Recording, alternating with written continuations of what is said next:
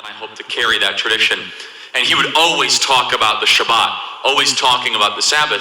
And I found myself, after a couple of years of hearing this, getting really jealous of him. Being like, wait a second, you're able to just unplug for one day and not work and be with friends and family and worship God? I want that. And I would start to get really jealous in the worst possible way.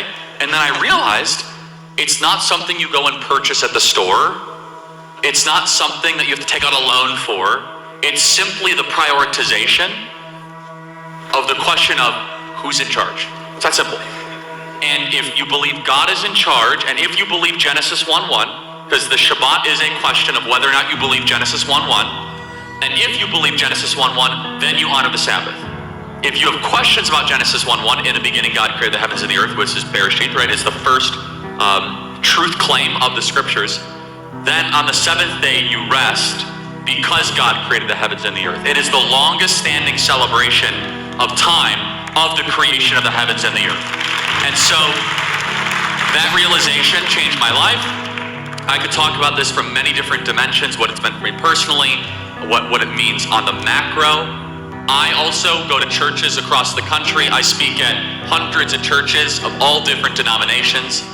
And I will challenge the Christian church because I believe this is the most ignored commandment of the Decalogue to our own detriment.